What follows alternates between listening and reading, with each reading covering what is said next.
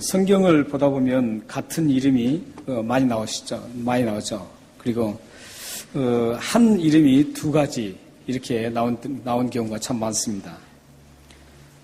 예를 든다면 똑같은 인물인데도 그 다른 이름으로 사용되는 경우가 종종 흔하게 우리가 볼 수가 있습니다.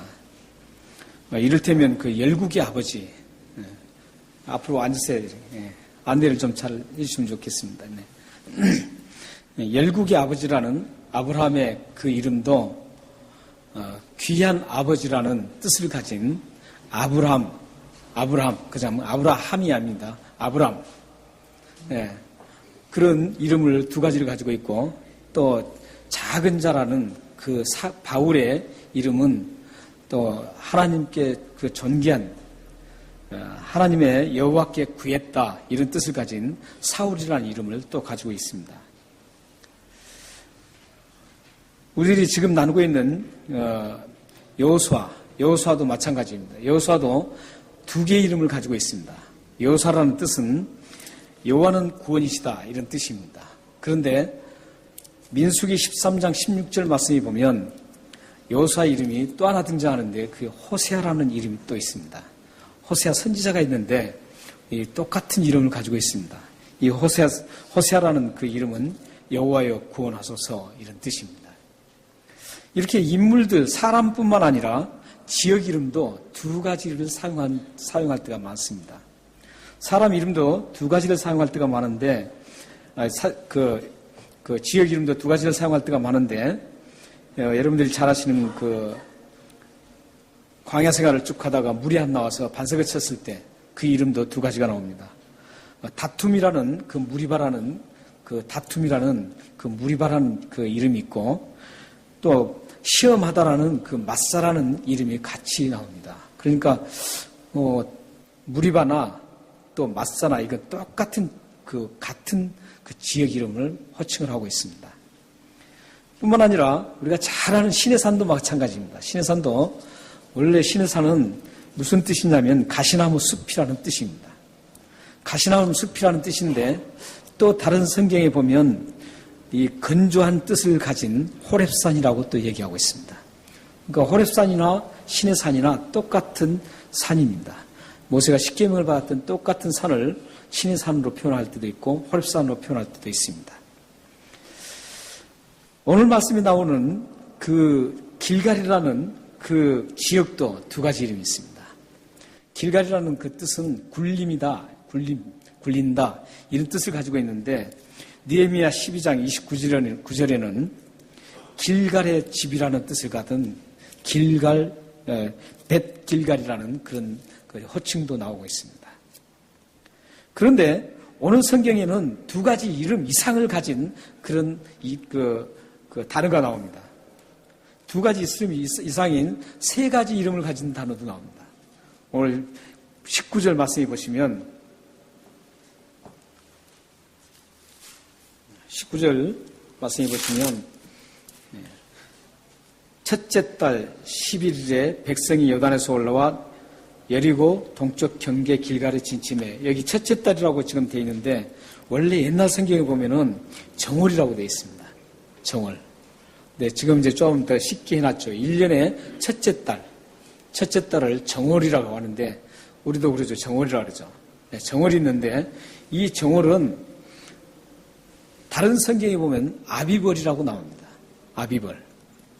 그리고 또 다른 곳에 보면 니산월이라고 나옵니다.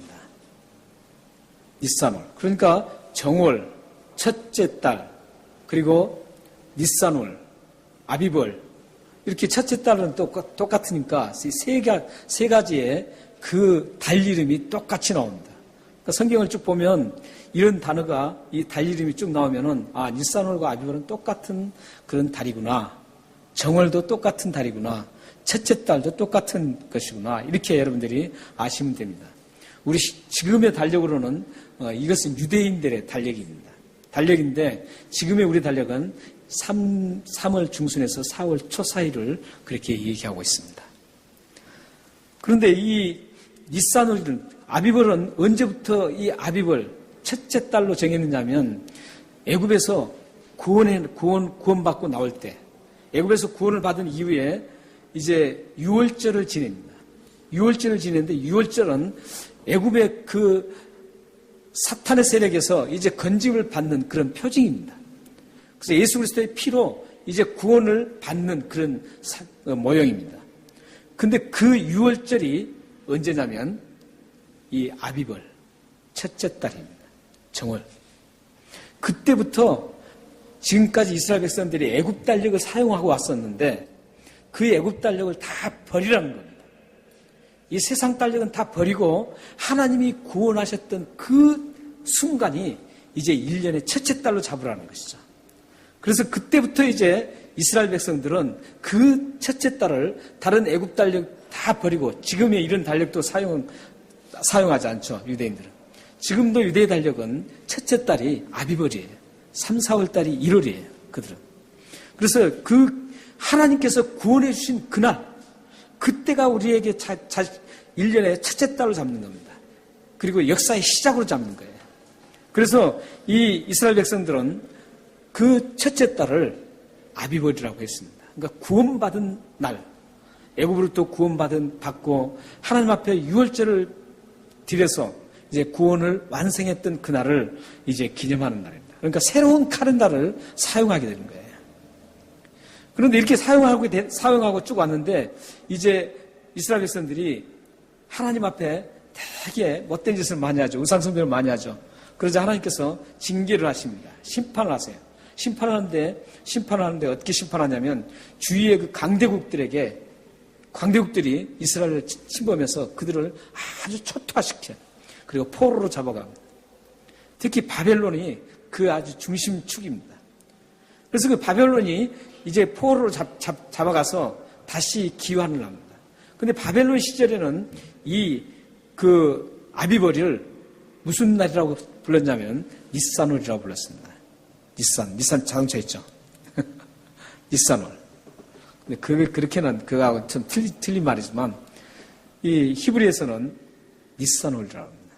니산월.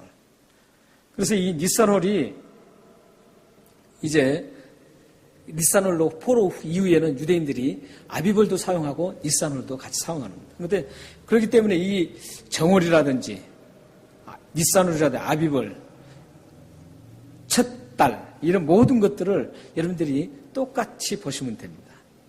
이렇게 잘 생각하면서 여러분들이 잘 보시면 성경이 더 깊어지고 더 재밌어집니다. 이렇게 하나님께서 이 똑같은 달을 이제 그 정월달에 하나님은 많은 중요한 일들을 하십니다. 이스라엘 백성들에게 그래서 이 아비벌, 니산월은 엄청나게 중요한 달입니다. 애굽에서 구원받은 유월절이 이 아비벌 첫째 달이고 출애굽기 40장 17절 말씀에 보면 이 성막을 완성시키는데 이 성막 완성도 이 아비벌 때 완성을 시킵니다. 그러니까 2년 후이죠. 그러니까 애굽에서 탈출해서 해방받아서 이제 유월절을 지낸 다음에 광야로 가는데 광야에서 2년 후 이 아비벌의 성막을 하나님께서 완성을 시킵니다. 뿐만 아니라 오늘 말씀에 나오는 요단강을 건너는데 이 요단강을 건너서 하나님이 약속한 그 땅, 그 가나안 땅에 첫 발을 디뎠을 때 그 디딘 달이 바로 아비벌입니다. 오늘 말씀에는 정월 첫 달 10일이라고 되어 있습니다. 유월절은 첫 달 14일입니다. 그러니까 이스라엘 백성들이 광야 40년을 살았죠. 40년 동안 쭉 살았는데 첫 달 10일에 40년 다 돼가는 10일에 이제 가나안 땅에 들어갔기 때문에 가나안 땅에 첫 발을 디뎠기 때문에 그 첫 발을 디딘 거가 4일이 부족하죠. 6월절에 4일이 부족합니다. 4일이 부족하는데 이 4일은 어떤 날이었냐면 6월절을 준비하는 기관이었습니다. 6월절을 준비하는 기관이었어요. 그래서 준비를 마치고 이제 6월절을 하나님 앞에 그 구원의 감격을 하나님 앞에 감사하면서 드리는 그날이 6월절이에요.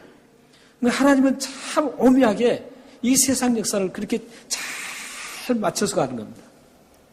하나님께서 이 정월달을 정확하게 구원의 서정 가운데 구원을 시키는데 그 정확하게 맞춰서 중요한 구원은 그때 맞춰주는 것이죠. 그러고 보면 이 모든 역사가 우연하게 돌아가는 거 아닙니다. 이 모든 역사는 우연하게 그냥 굴러가는 게 아니에요. 하나님께서 섭리하고 하나님께서 이끄시고 계시는 거예요. 또 여러분 삶은 작은 역사를 기록하고 있죠. 작은 역사인 여러분의 삶 역시도 마찬가지예요. 내가 하루하루 살아가는데 그 살아가는 하루하루가 그냥 아무렇게 그냥 우연히 지난 것 같죠? 그러나 안 그래요. 그렇지 않습니다. 하나님께서 이 첫째 달에 이런 구원의 역사를 정확하게 맞춰서 기념하게 만들고 요단강을 건너서 물이 철철 넘치는 그 요단강을 건너서 첫 발을 약속의 땅에 디뎠을 때 그곳에서 유월절을 맞춰서 하나님께서 역사하신 것처럼 구원의 역사를 그렇게 맞추는 것처럼 여러분의 삶도 하나님께서 다 이끄시고 계신 겁니다. 그리고 여러분의 삶을 주관하고 계십니다. 여러분들이 이런 하나님의 이끄심과 하나님이 여러분들 주관하고 계신다는 것을 믿으시길 바랍니다. 힘든 상황에서도 여러분을 붙잡고 계시는 분은 하나님이십니다. 이 하나님을 바라보시면서 살아가시기를 소망합니다. 200만 명이라는 그 많은 이스라엘 백성들이 흘러넘치는 그 요단강을 생생하게 목격했습니다. 생생하게 봤어요. 자기가 건너면서도 물이 멈춰있는 그 장면들을 보지 않습니까? 우리가 홍해 사건도 우리가 출애굽기 우리 급부리가 할 때 많이 지금 나누고 있죠. 홍해 사건에서도 홍해가 그 물 기둥으로 벽처럼 딱 섰다 그랬습니다. 그러니까 굉장히 높다는 뜻이에요. 벽처럼. 넘지 못할 그런 벽처럼 굉장하게 물기둥이 서 있었어요. 근데 그것을 생생하게 보면서 홍해길을 건넜던 것처럼 하나님은 요단강도 제사장들이 벗개를 모고 들어섰을 때 하나님이 그 벗개로 인해서 그 요단강이 그대로 물이 멈추고 거기를 메마른 땅처럼 200만이 건너갑니다. 이 200만의 이스라엘 백성들은 그 생생한 그 현장, 하나님의 능력이 철철 넘치는 그 생생한 현장을 뚜렷하게 보면서 걸었던 거예요.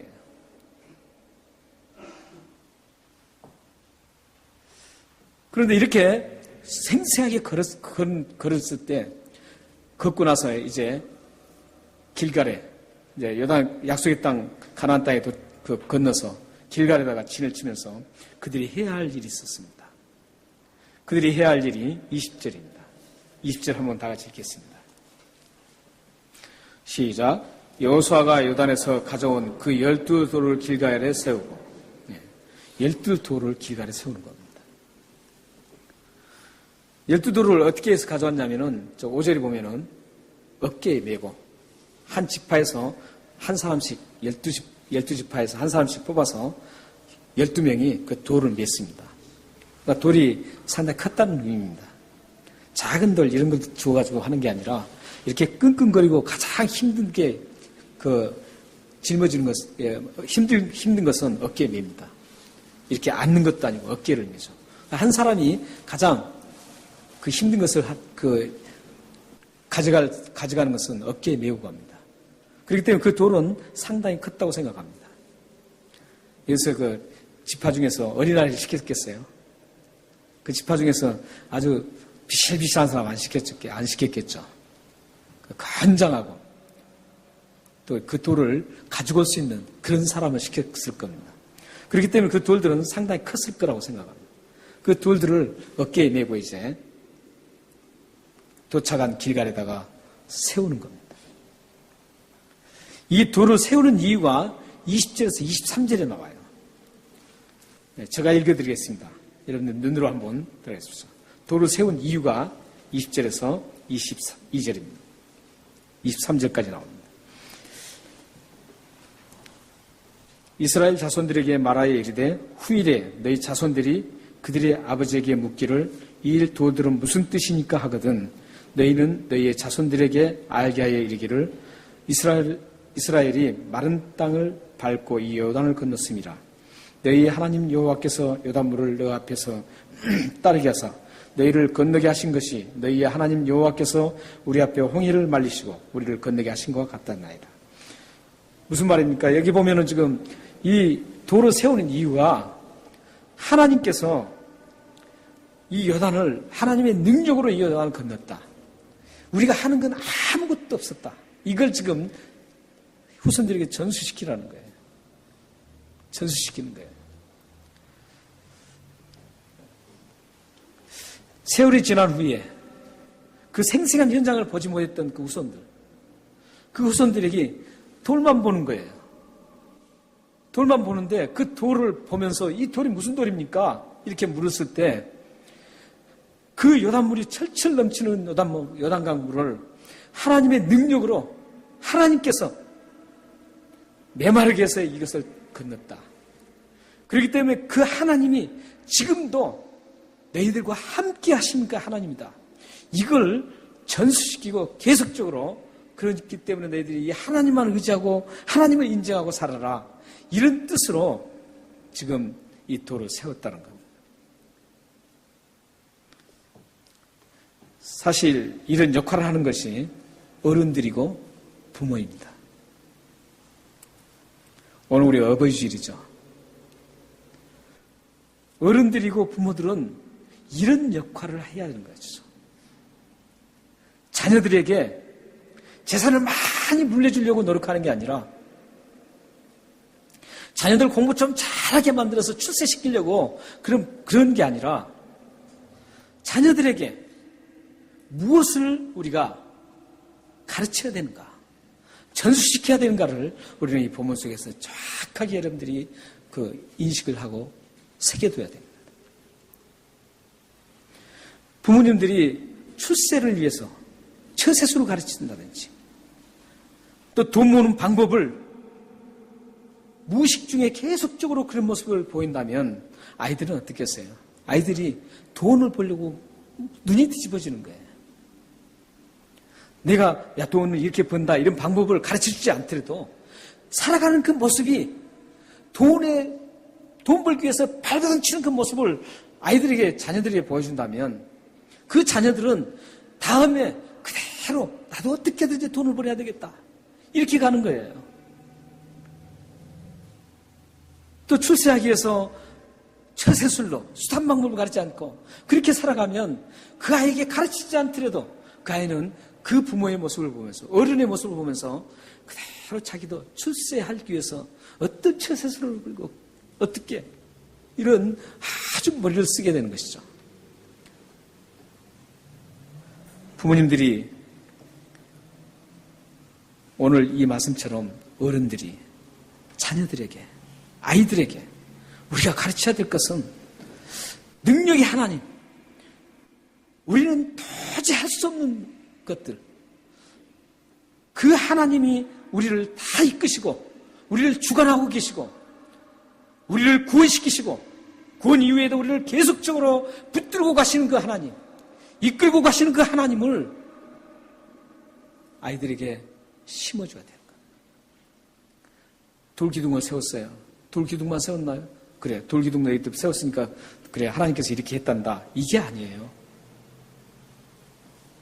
돌기둥을 세웠는데 우리는 거의 목격을 했지만 너희들 목격을 못했으니까 이 돌기둥을 세운 대로 너희들을 이렇게 우리는 봤으니까 괜찮고 너희들은 못 봤으니까 얘기한다. 이런 게 아니에요. 이 돌기둥을 세운 것은 부모 자신이 하나님이 그 생생한 그 현장, 능력의 현장을 보면서 하나님이 나의 주인이시고 나를 온전히 주관하시고 이끌어주시는 확실한 분이다. 이것을 인정하고 살아가는 그 삶을 말하는 거예요. 부모들이. 그 단순히 세우라는 그런 의미가 아니에요. 부모들 자체가 하나님이 그렇게 하신 그것을 잊지 말고 하나님 중심으로 살아라. 이런 의미예요. 그 의미로 부모가 살아가면 그 모습으로 살아가면 자녀들도 하나님을 인정하게 되는 거예요. 그리고 어떤 어려움이 있어도 하나님 중심을 바라보고 하나님을 바라보면서 가는 겁니다.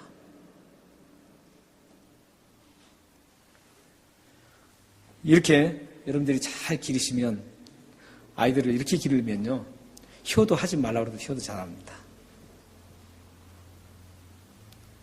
하나님 중심으로 잘 시키십시오. 그러면 하나님이 어떠신 분이고 하나님이 너를 끝까지 붙드시고 너의 주인이시고, 그렇기 때문에 하나님이 너를 지금도 능력으로 붙잡고 계시고 지금도 눈동자처럼 여러분 너를 지금도 보고 계신다. 그 하나님만 인식시키면 아이들은 자연스럽게 효도하게 되어 있습니다. 그렇게 효도하면 어떤 일이 일어나는지 아세요? 에베소서 6장 1절에서 3절 말씀처럼 한번 같이 읽겠습니다. 에베소서 1장 6절. 자, 읽겠습니다. 시작. 자녀들아, 주 안에서 내 부모에게 순종하라. 이것이 옳으니라. 내 아버지와 어머니를 공경하라.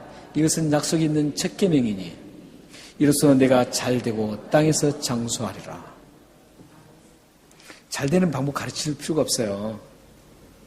하나님 말씀만 잘 아이들에게 가르치고 심어주면 아이들은 하나님께서 책임져 준다는 거예요. 잘되고 장수시켜줘요.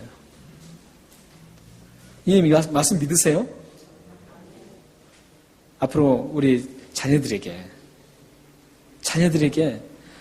우리가 해야 될 것은 하나님 말씀이 이렇게 살아라, 이 말씀 설명을 해줄 필요가 있어요.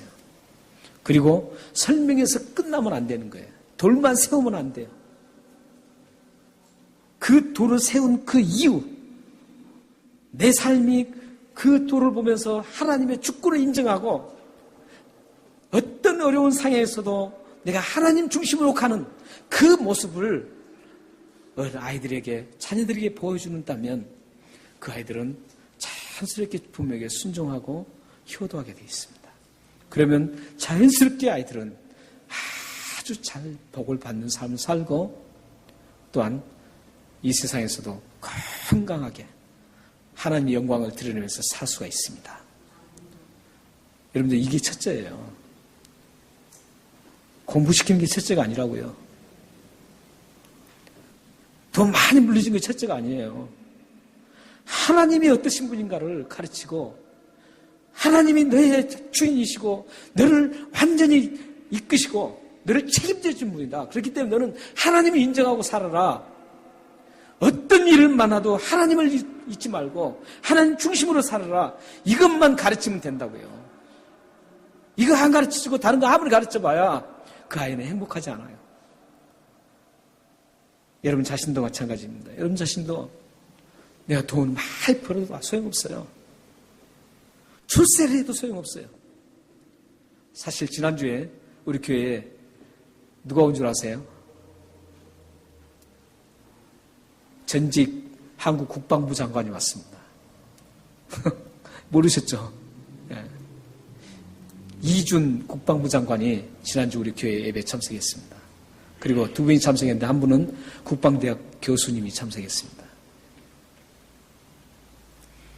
그래서 이제 같이 사진도 찍고 대화도 하면서 참 지낸 시간을 보냈는데, 장로님 이준 국방장관 되신 분은 장로님이시더라고요. 그리고 그분 한 분은 집사님이시고. 근데 예배를 드리려고 굉장히 머리까지 오셨어요. 그래서 다행히 우리가 발렌조이로 안 가기 때문에 우리 교회에서 예배를 같이 드릴 수 있었습니다. 그래서 감사하다고 하면서 이제 가셨는데, 그러거든요. 우리가 사실 어떤 그런 분들, 어떤 그런 것들을 우리가 추구하는 게 아니라 정말 하나님이 우리를 책임져 주신다. 이런 부분에서 우리가 살아간다면 여러분은 정말 놀랍게 장수하고 복이 될 것입니다. 여러분 아이들은 정말 좋은 자녀로 성장하실 겁니다. 그게 행복입니다. 그래서 여러분 자녀들이 이 나그네 길을 참 행복하게 아름답게 하나님 앞에 쓰임받으면서 가실 수 있을 것입니다. 이 돌을 세운 이유를 자손들에게 이제 설명하는 게 참 중요하죠. 그리고 자신이 하나님이 인정하는 그 삶, 그 모습을 살아갈 때 어떤 결과가 맺어지는가를 23절, 24절에서 나오고 있습니다. 24절입니다. 그 결과입니다. 하나님 앞에 이 돌을 세운 이유를 자손들에게 설명해 주고 그 설명해 준 것에 끝나지 않고 내가 내 자신이 그 이유대로 살아가는 그 삶을 보였을 때 그 결과가 어떤 결과인지 24절입니다. 우리 다 같이 한번 읽겠습니다. 시작. 이 땅의 모든 백성에게 여호와의 손이 강하신 것을 알게 하며 너희가 너희의 하나님 여호와를 항상 경외하게 하려 하심이라. 두 가지 결과물이 주어집니다. 하나는 뭡니까? 여호와의 손이 강하다는 것을 모든 백성들이 알게 된다는 것이죠. 그러니까 여러분들의 삶이 이 돌을 세울 뿐만 아니라 그 돌을 세운 이유, 하나님 중심으로 살아가는, 하나님을 인정하고 살아가는 그 삶을 여러분들이 살아가면 일어나는 현상이 많은 주위의 사람들이 하나님의 그 강한 능력을 알게 된다는 겁니다. 돌만 세우고 그래 돌 세웠어 끝났어 나는 이제 그렇게 아니에요. 하나님 중심으로 살아가는 그 삶이 있을 때 이런 일들이 벌어집니다. 그리고 또 하나가 뭡니까? 하나님을 여호와를 경외하는 사람들이 생겨난다는 것이죠. 이 두 결과를 한마디로 정리하면 하나님을 삶 속에서 인정하는 삶, 이 두 가지를 한마디로 딱 영축을 한다면 그런 삶입니다. 하나님을 인정하는 삶, 이겁니다. 하나님을 경외하는 것도 하나님을 인정하는 삶입니다. 하나님의 능력을 경험하는 것도, 알게 되는 것도 하나님의 그 인정하는 삶입니다. 하나님을 경외하는, 하나님을 인정하는 삶이 얼마나 복된지 성경 세 곳을 한번 찾으면서 읽어보면서 확인해 보겠습니다. 이사야 33장 6절입니다. 다 같이 한번 읽겠습니다. 내 시대에 평안함이 있으며 구원과 지혜와 지식이 풍성할 것이니 여호와를 경외함이 내 보배니라. 지금 하나님의 인정하고 경외한다는 것은 하나님의 인정한다는 것 뜻입니다. 두려움으로 하나님의 인정하는 겁니다. 그럴 경우는 어떻습니까? 그게 보배라는 겁니다. 보배가 돼요. 이게 보배예요.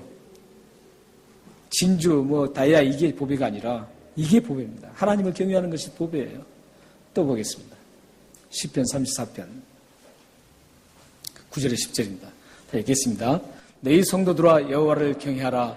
그를 경외하는 자에게는 부족함이 없도다. 젊은 사자는 궁핍하여 줄일지라도 여호와를 찾는 자는 모든 것에 풍족하게 채워주신다. 하나님을 인정하고 경외하고 살아가면 하나님께서 젊은 사자는 궁핍하여 줄일지라도 하나님을 인정하고 경외하는 사람들은 부족함이 없도록 하나님께서 채워주신다는 겁니다. 또 보겠습니다. 잠언 23장 10절 18절입니다. 읽겠습니다. 내 마음으로 죄인의 형통을 부려하지 말고 항상 여호와를 경외하라. 정령이 내 장래가 있겠고 내 소망이 끊어지지 아니하리라. 여호와를 경외하면 소망이 있습니다. 여러분 자녀들을 여호와를 경외하게 만들면 이런 일들이 일어납니다.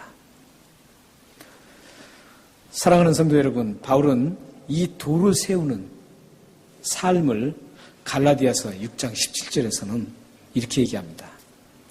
한번 보겠습니다. 읽겠습니다. 이후로는 누구든지 나를 괴롭게 하지 말라. 내가 내 몸에 예수의 흔적을 지니고 있노라. 이 돌을 세우는 그 모습을 지금 이 바울은 예수의 흔적을 가졌다. 이렇게 지금 설명하고 있습니다. 그러니까 단순히 돌을 세우는 것은 그냥 돌을 세우는 게 아니라 그리스도인의 하나님 백성으로 살아가는 그 삶을 얘기했어요. 그리고 바울은 그것을 예수의 흔적으로 얘기하고 있습니다. 그럼 예수의 흔적이 뭡니까? 십자가입니다.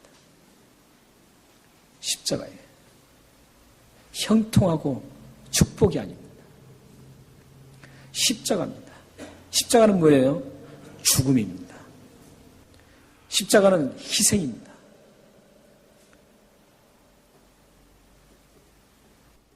우리가 이 살아가는 그 과정이 하나님을 경외하는 그 과정, 우리의 삶의 과정은 이렇게 십자가로 드러나는 거예요. 우리가 죽을 때 내가 하나님을 위해서 죽고 다른 사람들을 위해서 내가 죽을 때 희생할 때 하나님의 경외하는 삶을 사는 겁니다. 다른 사람을 죽이고 내가 살고 다른 사람을 희생해서 내가 더 잘 되는 것, 이런 삶이 하나님을 경외하는 삶이 아니라는 거예요. 여러분들이 이런 삶을 살아가는 그 모습을 자녀들에게 보여주고 아이들에게 보여주면 그 아이들이 다음에 하나님을 경외하는 자들에게 그 복을 누리게 된다는 겁니다. 믿으시나요?